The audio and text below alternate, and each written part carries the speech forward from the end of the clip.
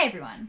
So over the course of this semester, we're going to be spending a lot of time talking about which algorithms are more efficient than which other algorithms, and under what circumstances. Last week we talked a bit about the high level of what efficiency is in the context of algorithms, but this week we're going to drill down into the specifics of how we actually talk about the efficiency of algorithms. This should be review for most of you, but I want to make sure that we're on the same page because we're going to be using this terminology throughout the semester. So we talked a bit last week about how speed, as in the actual wall clock timing of a program, isn't necessarily the best way to talk about its efficiency. So what are some good alternatives? So instead of speed, we're going to be talking about algorithmic complexity. The primary components of algorithmic complexity are time complexity and space complexity. So what exactly do these mean? They're basically an estimate of the time or space that an algorithm requires. And importantly, they're a description of the way that we expect those requirements to increase as the size of the problem increases. So an important question that raises is, what exactly do we mean when we say problem size? So the problem size, which we'll call n in a lot of cases, is honestly defined a bit circularly. It's whatever aspect of the input is going to cause the algorithmic complexity to increase. That might not seem like the most helpful definition off the bat, but as we start to look at some examples, it will make sense. So for instance, if it's an algorithm that operates on an array, often n will be the length of the array, because it will be pretty common that we'll need to do operations to every member of the array. In other instances, it might just be the size of a number that we're inputting. If, for instance, we need to do something that number of times. It could be other things as well, but those are two of the most common. Occasionally, it can be ambiguous, in which case it's very important to define what we're talking about as the problem size. This will definitely come up when we get to graph algorithms, because sometimes we'll talk about complexity in terms of nodes, and other times we'll talk about complexity in terms of edges.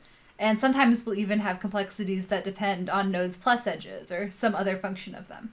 When we have multiple values that go into calculating the complexity, we'll often call the second one m. Okay, so with those definitions out of the way, let's step through an example. So we want an estimate of how long this algorithm is going to take to run, and how that length of time will scale as we increase n.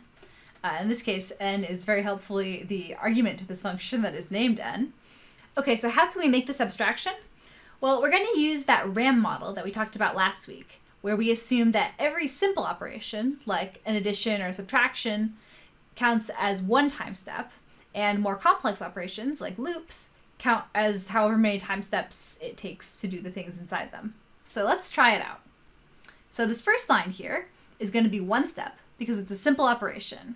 We're just storing a value in a variable. The second line here is going to be n steps because it's a loop over n. This third line is also n steps because it's the body of a loop over n. Note that we're separately counting the loop declaration and the body because there's a bit of overhead when you set up a loop that has to happen on every iteration through the loop. And so that's how we end up with n steps for both of these lines. And note that we're abstracting away a lot of stuff and kind of making assumptions about what Python is doing under the hood. That's something to be mindful of, but we're not going to worry about it here. And then lastly, this final line is one step because it's also a simple operation. So summing all of that up, we have a total of 2n plus 2 steps. So that's a rough estimate of how long this is going to take. If we wanted to translate this to a more practical scenario, we might need to estimate approximately how many seconds each step takes. But usually we won't do that because, like I said, a lot of things about measuring wall clock time get messy, and this is an oversimplification anyway. So I said the other important thing about time complexity is thinking about how this will grow as n gets larger. So in the simplest case, if n is 1, 2n plus 2 evaluates to be 4. So it will take 4 time steps when n is 1. When n is 10, it's going to take 22 time steps, and so on. And we can just keep calculating this out. Notice that these dots follow a line. We'll talk a bit later about different classes of algorithm, but most of you have probably heard enough about big O notation to know that this is a linear algorithm. That means that it grows in proportion to the size of n. Let's try a harder example. So here we have some code for insertion sort. So insertion sort should be familiar to most of you, but in case any of you need a refresher, the basic idea is that we're building up a sorted portion of the array on the left side and gradually moving things over into the correct position in that sorted array. So you might notice that we're looping from 1 to n. That's because we can't do anything useful with that very first position until we have things to compare it to. So we're going to start at 1.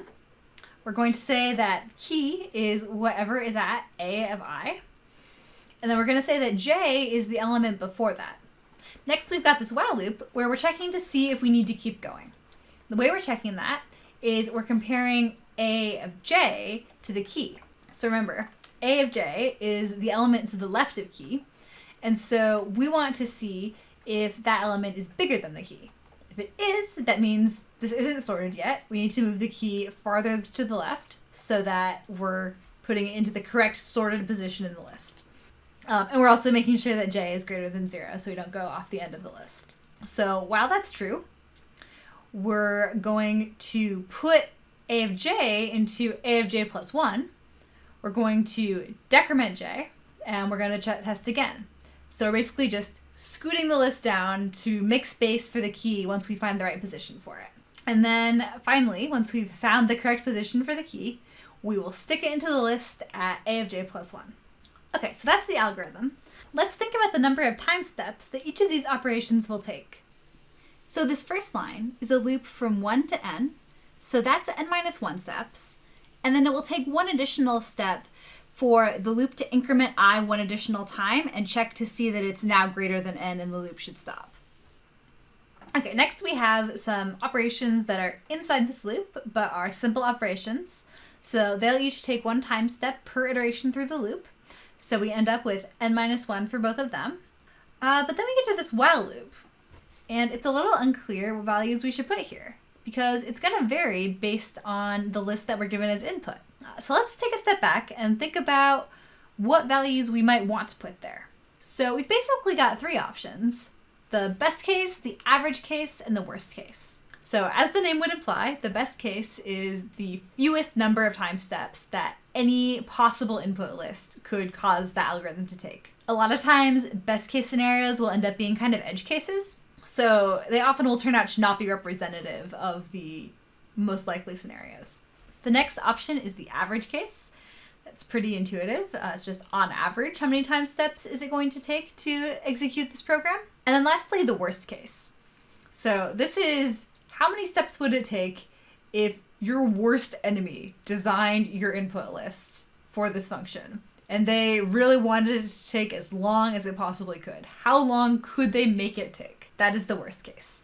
And all of these have their uses. So let's start with the best case, because that's nice and straightforward. Okay, so what is the best case input here? Pause the video and think of your answer. Okay, so if the goal of this algorithm is to sort a list, then in the best case, it's already sorted. So in that case, the line where we create the loop is still going to get executed n minus 1 times, because we do need to check this while condition to see that we never need to go into it. However, a of j will never be greater than key, so we're never actually going to go into it. So these 2 lines in the body of the loop will never get executed. So those are both zeros. So for this best case, we can sum up all of these time steps for all of these lines, and we get that the total estimated number of time steps is 5n minus 4. And we can graph that. You can see it's looking pretty linear. That's a good thing, like we'll talk about later. Okay, what about the worst case? So what is the worst case input here? And as a hint, think about what the best case was and what's the opposite of that. So the worst case input for this algorithm is a reverse sorted list, because then every element in the list is going to need to get moved as far as it possibly could. So in that worst case, how long is this going to take? Well, the element on the far right of the array is going to need to get moved all the way to the left. So that's n operations. The element that is second furthest right will need to get moved n minus 1 steps, and so on and so forth. So the average element is going to end up moving n minus 1 over 2 spots. And there are n elements, so we end up with n times n minus 1 over 2. For the loop condition, we end up with an extra n minus 1 because of the final check where that condition evaluates to false and we can leave the loop. And then for the 2 lines in the body of the loop, we just end up with n times n minus 1 over 2. Okay, so just like before, we can sum this up. We end up with this kind of ugly looking equation.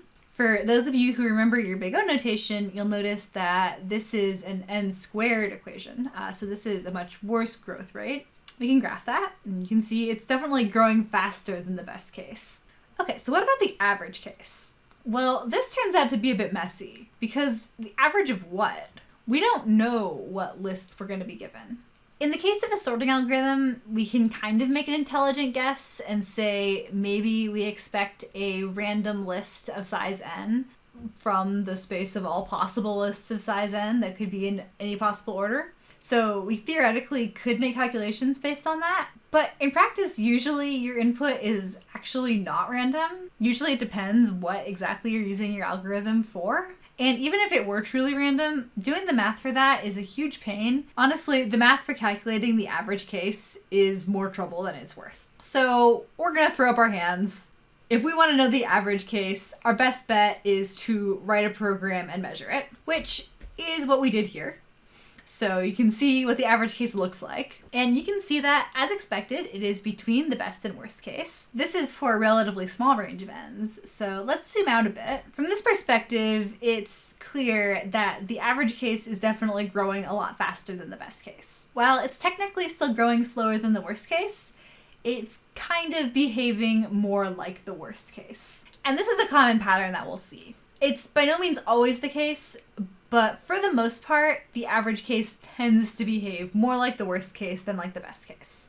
This is because of that thing I mentioned before about best cases often being special edge cases. You know, it's easy to come up with that one perfect input where your algorithm runs instantly, but usually that's just not what the real world is like. So for that reason, we'll usually talk about worst case time complexity. Because it's easier to calculate, it tends to be more informative about the average case, and often it's more important to know what the worst thing that could happen than what the best thing that could happen is.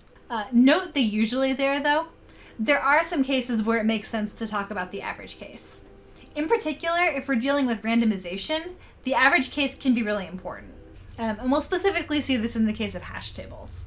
Okay, so that's all I want to say about exact analysis. In the next video, I'll talk about why we don't actually usually use exact analysis and what we do instead.